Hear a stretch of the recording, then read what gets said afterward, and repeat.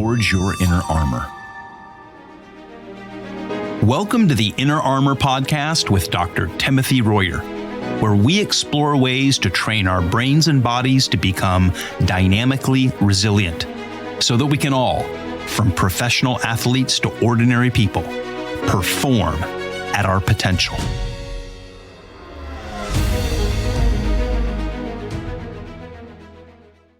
Well, welcome to the Inner Armor Podcast. We've got an exciting episode today because we've got an extra guest. So I want to welcome, of course, Dr. Royer. Yeah, it's good to be here, Greg. And I'm glad about having our guest today. Very exciting. And we've got a very exciting guest, a professional golfer, elite professional LPGA player named Tracy Hanson. Some of you know her and some of you don't, but just by way of a little bit of introduction. Tracy started playing golf at age 9 in northern Idaho, where she was a multi-sport athlete. She played her collegiate golf at San Jose State University, where she won 10 collegiate titles and was a member of the 1992 NCAA National Championship team. Tracy was a 4-time All-American and 3-time academic All-American at San Jose State University.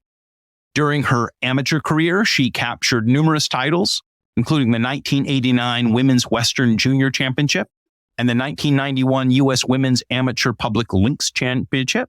In 1991, she was the low amateur at the U.S. Women's Open, and she was a member of the 1992 U.S. Curtis Cup team. So she went on the LPGA Tour in 1993, where she played 15 years and has gone on to be involved in numerous philanthropic and ministry activities, which she'll, I'm sure, tell us a little bit about. And recently, she has been playing in some LPGA Senior Tour events. Maybe she'll say a little bit about that. It's pretty exciting. So we are thrilled to have a player, a performer, an athlete of Tracy's quality on the podcast today. And so we're going to be talking today about performing under pressure and what it takes for an athlete or any of us to perform at our potential under the pressure of competition. Wow. How about that intro, Tracy? Wow. It's good to remember. And sometimes I'm like, okay, let's move on. But it's good to be here with you. Yeah, it's so good to be chatting today, Tracy. I mean, we have a pretty long history. I mean, how far back do you think the initial intro came? I believe it was in the fall of 2008. Wow. Look at that. We've known each other and worked with a lot of people together, as well as also us working together for a number of years. And it's just been amazing to see where things have gone. Do you mind just giving the audience a little bit of intro to kind of how we first met? And we met under the opportunity of working with you as a professional golfer, but a lot has happened in the last 14 years. Let's kind of start with that beginning. What is your remembrance of that? When I was given your name, I'm like, why do I want to talk to this guy? Like, he's not going to do anything for me. And partly that was because I was already in the throes of trying to determine whether I'm going to keep playing professionally or not. And professionally, I mean by on the tour. I mean, I'm still a professional. I have never not been a professional since. And so when I met you, I'm like, I know how to breathe. My brain is fine. I'm on a path. I'm going to retire. And in about 20 minutes, I think you had me sold. One, because you're just such a dynamic personality, Dr. Royer. And two, I was like, I know how to breathe. And you're like, no, you don't. And so I'm an analytical thinker. I love knowledge. And I was all in once we really started to look at some of the science behind breathing, brain, performance. Yeah. I mean, I think that's fascinating, really. Of all people, I mean, you'd been doing this since you were 9 years old, collegiate golf, on the tour. It's a lot different when I work with somebody maybe in college or they're just starting their career and they're wanting an edge and they're kind of almost grabbing at anything. But this was really, I think, an interesting experience working with you towards the end of your career in that it wasn't just golf. It was kind of you as a whole person, I would think, in that, yes, this helped with golf, but maybe we can kind of delve into a little bit like how did it go? Well, first let's talk about how it helped with golf. And then let's talk about maybe how you saw that impact other areas of your life.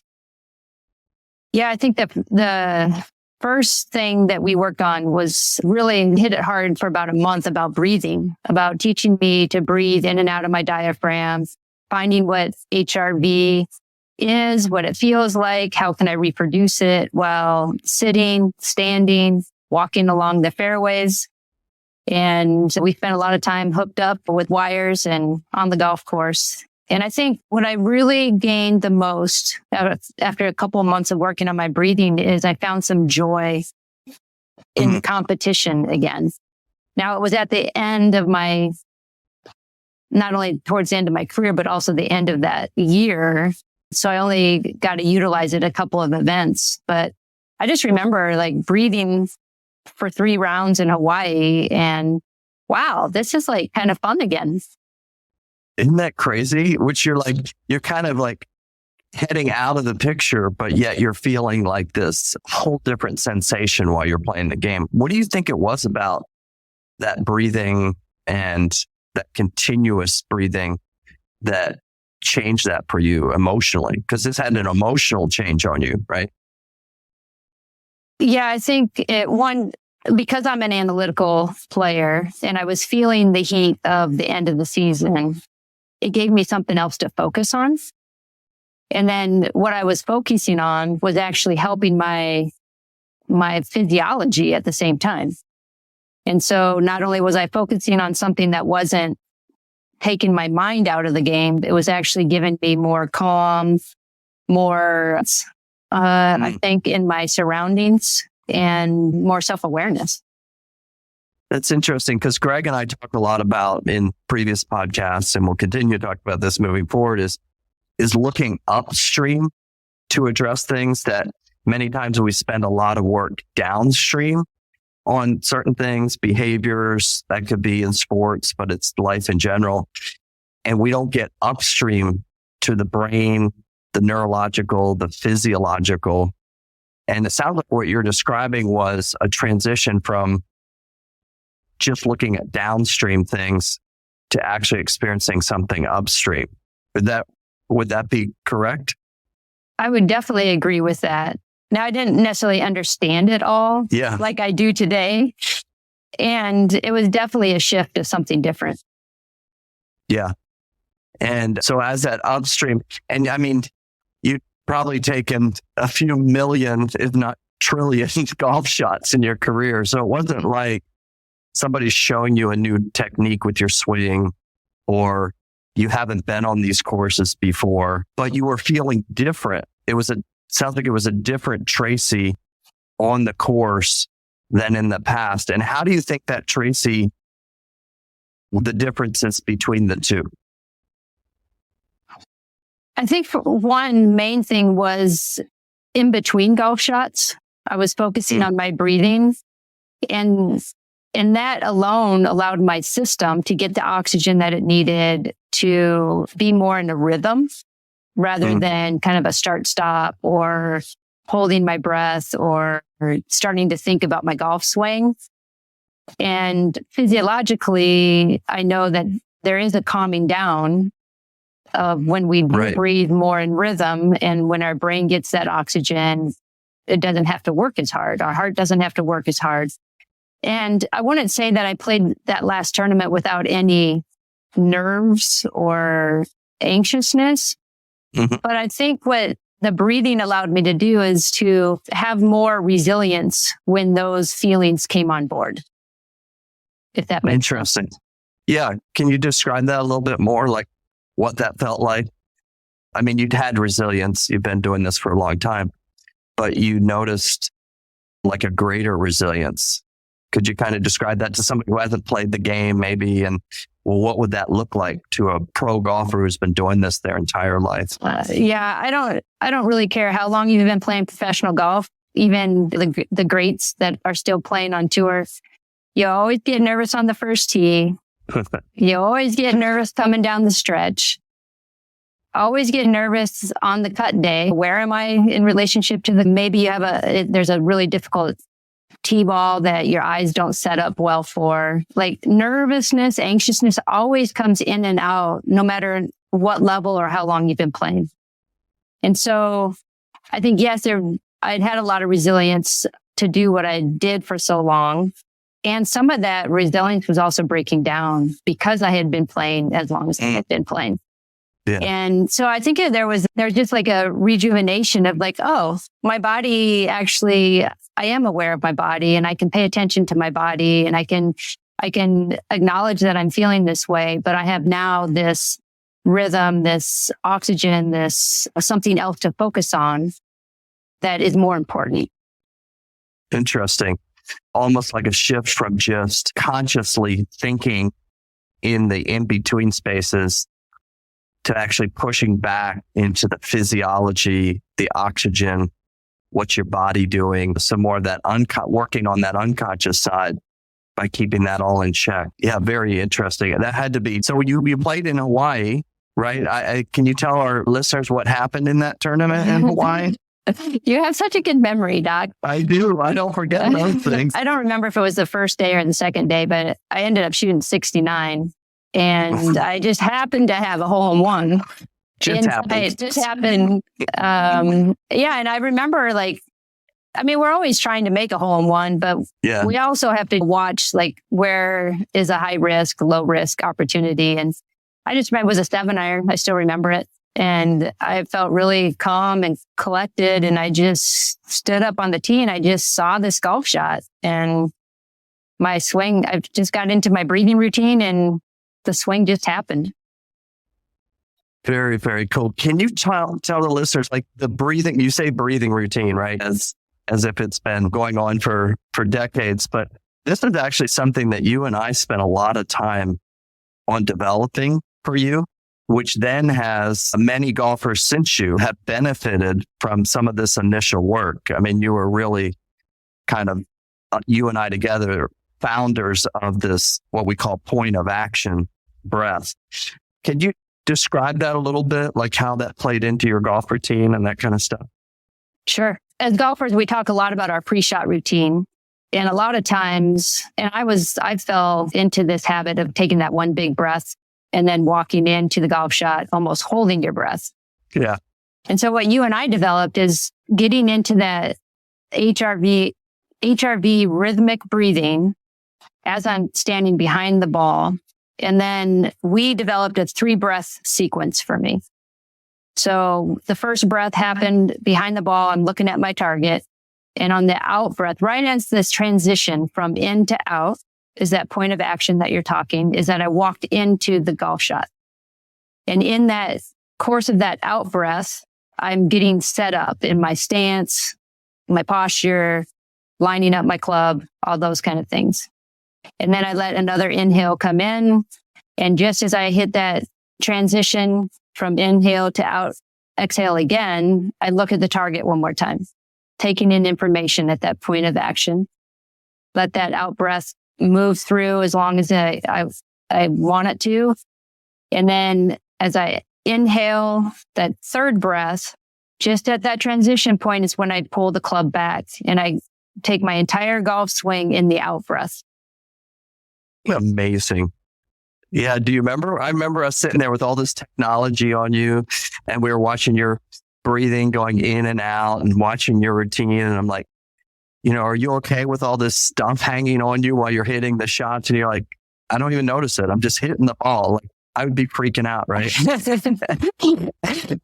We're watching your heart respond to your breath. And we started to say, well, your heart's stressed here on the breath. And then it relaxes on the breath. And then we started to think through all the different physiological components that you need for the game, like the pupils constricting versus dilating, the muscles being relaxed versus tense, even the grip on the club changing because of skin conductance and skin temperature. And we developed that point of action so that physiologically, all your crucial moments, taking in the target, your setup, all those things were based off of the parasympathetic and sympathetic responses of the nervous system, so that anybody that's kind of listened to the podcast knows about sympathetic and parasympathetic.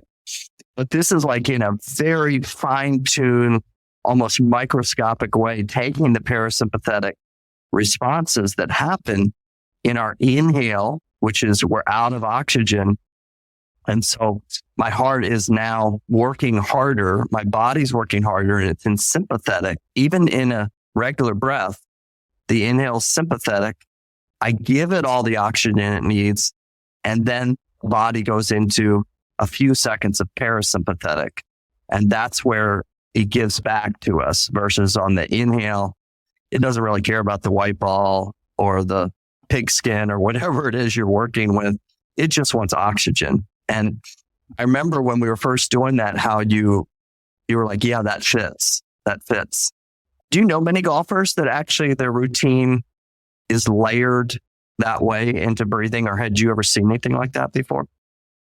I had never seen anything like that at that point. And I think even since then, and I work with some of the Epson Tour players and try to give them some of this a little bit at a time so that they don't go crazy. It's kind of a foreign concept even today, 14 years later. Isn't that amazing? But you were talking about how that kind of just became, I think you've said it before, like the rails or whatever that you would ride on as you were playing. It wasn't just even the routine. Then you started to accelerate this into, I'm just going to play the whole round this way, right? Yeah. I only had a couple tournaments to really utilize it at that point in my career. But I will say, like, I left the tour and then I came back and I didn't really play much for about 5 years. And the few times I played, I never practiced in like those next 3 or 4 years. But the few times I played, I only thought about my breathing. I hadn't hit a golf ball, like hardly at all. And I played some great golf with very little practice by just thinking about my breathing. That's amazing. So we're going upstream. Maybe we're not as doing as much as the downstream. Hit my irons, putting. Those are all very important. I get that. Instead of putting this obsessional quality on the downstream behaviors, you have kind of hitched yourself to the upstream, the neurological and the physiological. And even if you might be a little shaky on the downstream, that has acted as kind of like handrails for you. Yes, for sure. Yeah, that's interesting. Another concept, and we'll kind of get into some other areas, but we talk about like continuum golf. That was another thing that you and I kind of worked on 14 years ago, was that if we really look at the golf swing, it's going to be like, if you're a really good golfer and you shoot a 69, this thing's going to last a second and a half, maybe. I don't know exactly, but you really want to only engage in that action of the swing for hopefully like a minute and a half, but yet you're out there for 4 hours, right? And even more than that, right? You're there beforehand and all that kind of stuff. And so I remember us having a lot of discussion. I mean, this is you being in your career for a long time. We had a lot of discussion, like, what are we doing with that space in between? The space in between those second and a half moments of action. What do you think you were doing before? And then what do you think you started doing? Well, I'm pretty sure I can confidently say that I was not paying attention to my body in between golf shots. I was more either disgruntled with myself and not using very positive language, or maybe talking with some of the players I was playing with. But really, my brain, the way it's created and through some of my life experiences, is on hyperspeed a lot. And I think that got in my way for a large portion of my career, that it would just take me out. And so golfers talk about, you got to be present to that one golf shot. That's the only thing you can control. I don't think I was very good at that. So what enabled you to be so good at what you did? Well, some of it I think is raw talent. And that I think golfers that make it on tour for as long as I did, and this isn't to gloat my own skills, but there's that little extra like grit inside. Hmm. And I think I have had that, and I still have it a little bit. And so I did really well with what the tools that I had and the skill sets that I had. Yeah, you made the most out of those. Yeah. And I don't know if, I don't think I reached my fullest potential. Gotcha. And why do you say that? I don't think I managed just everything going on in my life well. I mean, I've had trauma in my past, never really got good care for that. I experienced 3 family deaths in the middle of my career, never really grieved and got good care for that. I just kept doing what I was expected to do, which was to play golf.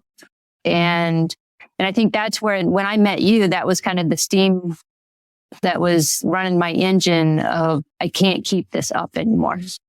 Yeah, definitely. And that's where I would like to transition a little bit. Like how did this work that we were doing help outside of golf? Like, what did you notice started happening as we were doing some more of those things? It was ironic. And before I kind of share that part, I just want any listener out there that I'll make a big statement and say, I wish I was working with you in my 20s and my career would have been different. It would have been more enjoyable for sure, whether the results were different or not. So that's my plug. Everybody needs to interact. Yeah. And with that, when I started working with you, it actually backfired on why I started working with you. Yeah. For my golf instructor at the time, and even you, the hope was that I was going to keep playing, that this was going to have a resurgence of my career.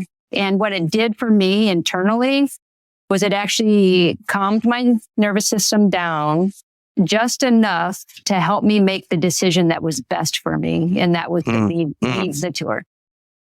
Yeah. And what we were doing acted as a vehicle or a method to be able to process that and to unlink yourself from it. Yeah, I think any golfer has a hard time, or any elite athlete has a hard time when they get towards the end of their career to know when it's over. And I wouldn't say necessarily mine was over, but for me, with all the life experiences I had had up to that point, that my body, my system was breaking down, and I needed to get help for that. And so using neurofeedback, using breathing allowed me enough self-awareness, which I didn't have before.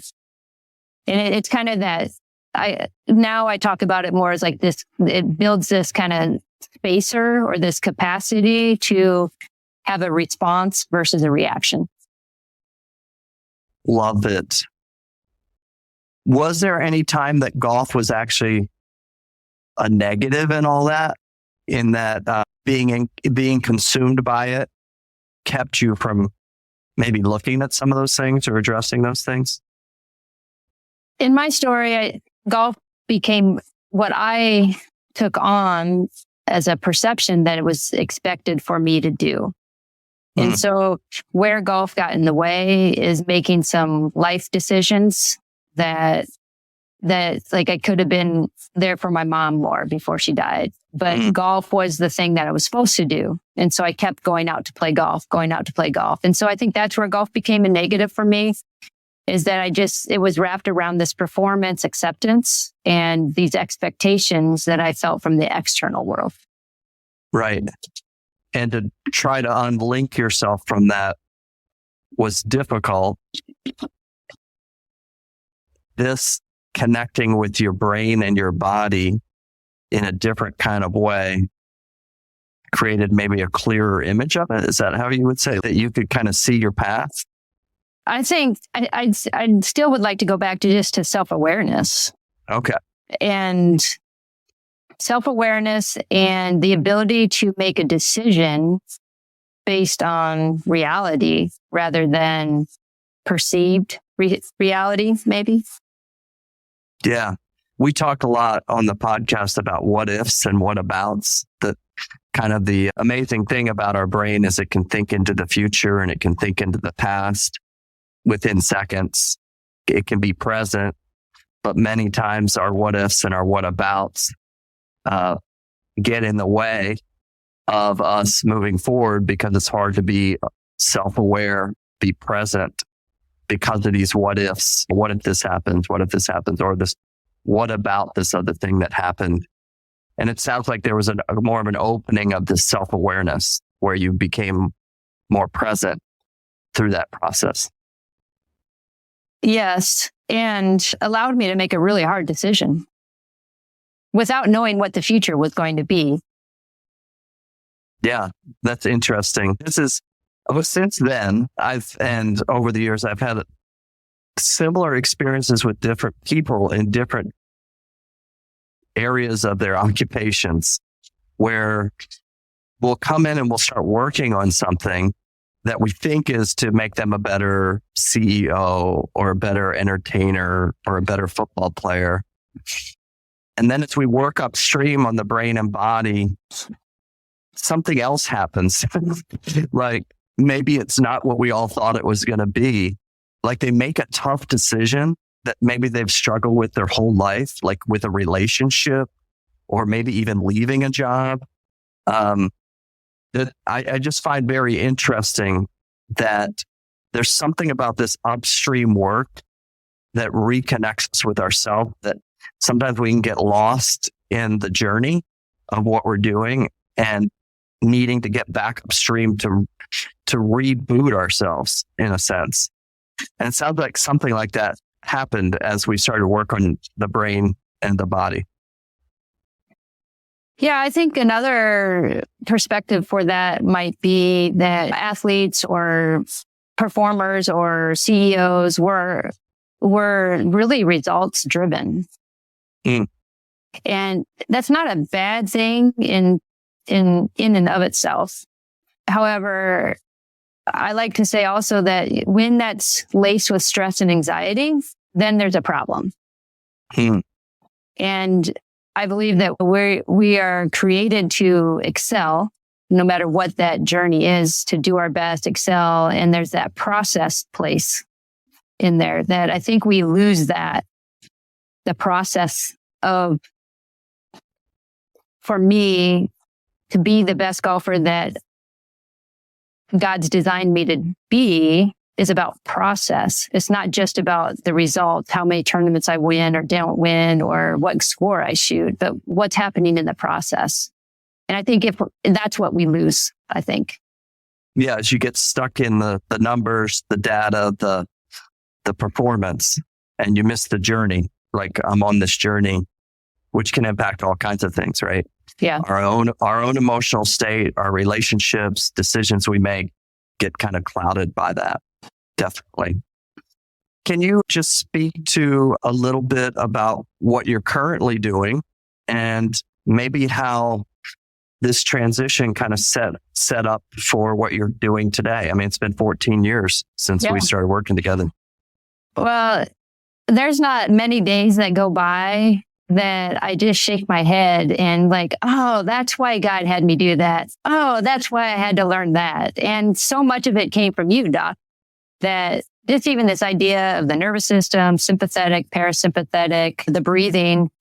So what I'm doing today, I'm working through my own nonprofit of giving space for athletes to talk about their trauma stories, and sports leaders or coaches that need care, but also tools in to know how to help athletes better in their emotional and mental health.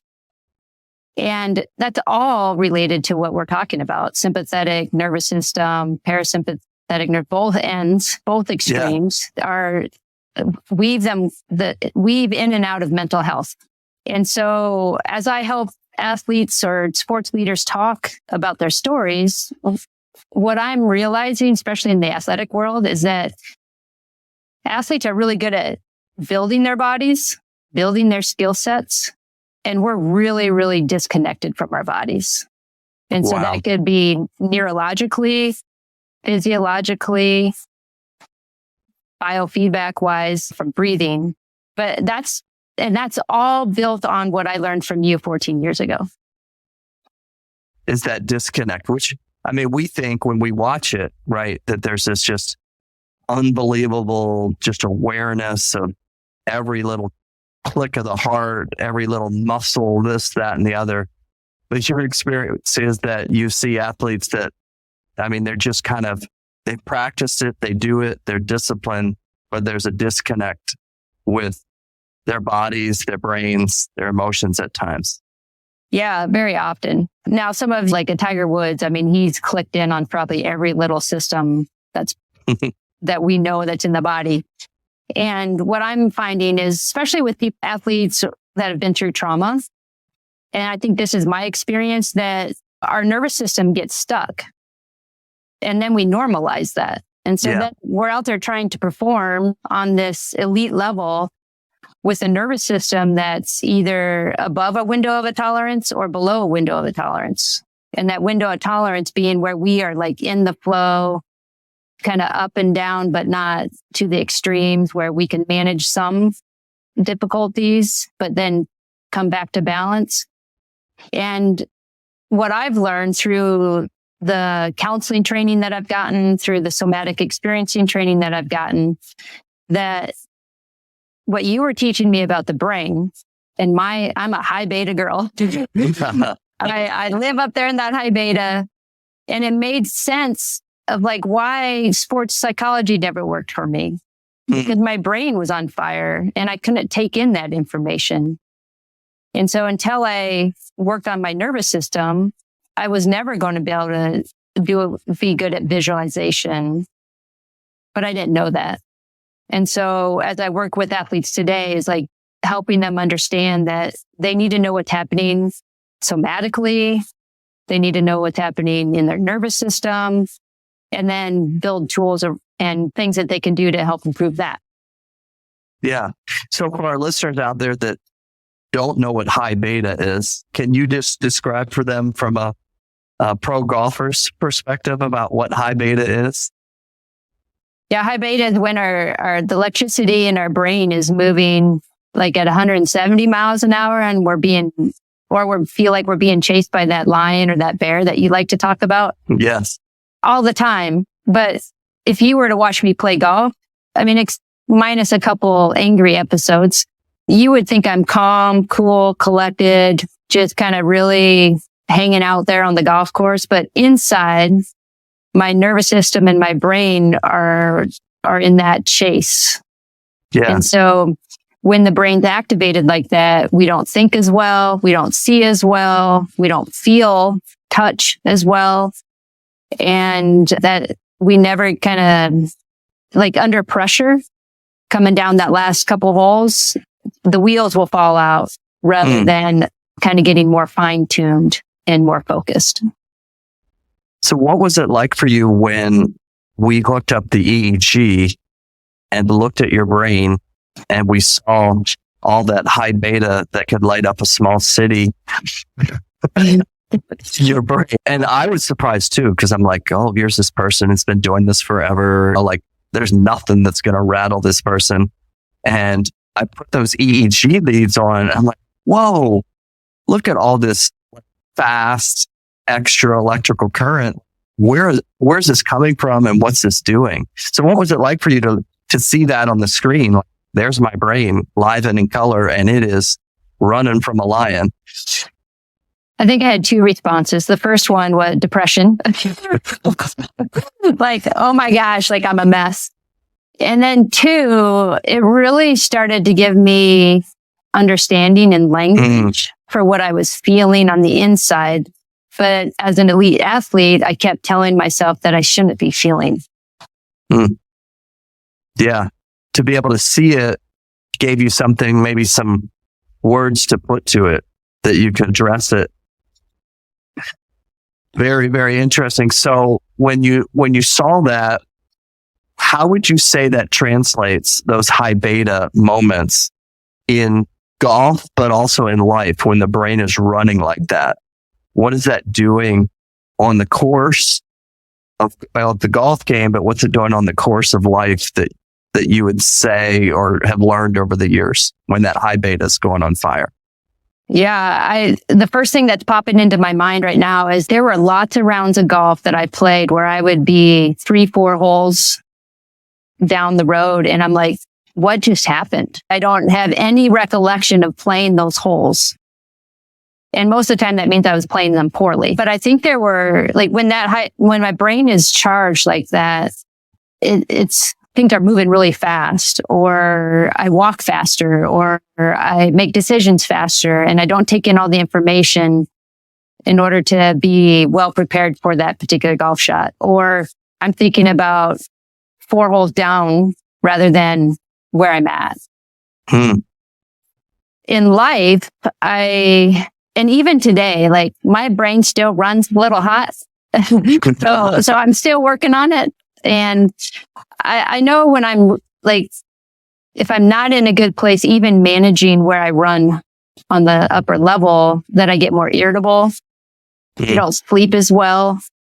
I make more mistakes, and I'm a perfectionist. And so when I make mistakes, I don't like that. And so relationships are a little bit harder because conversations don't, like I just blow through conversations rather than stopping and listening and understanding. Yeah, definitely. Well, let's go ahead and we'll wrap up here. This has been great.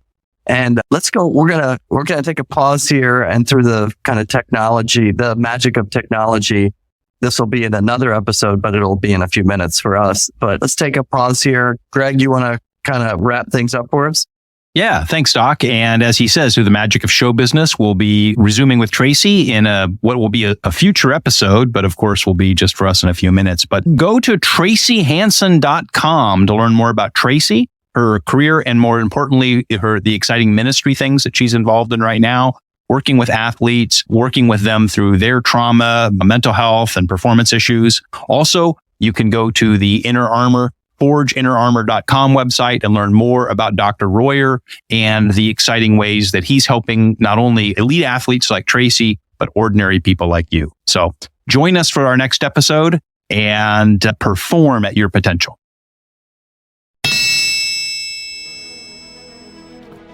This has been the Inner Armor Podcast. You can find it wherever you get your podcasts. Would you please follow or subscribe, and make sure to leave us a review or comment. You can learn more about Inner Armor, Dr. Royer, and how to perform at your potential by going to forgeinnerarmor.com.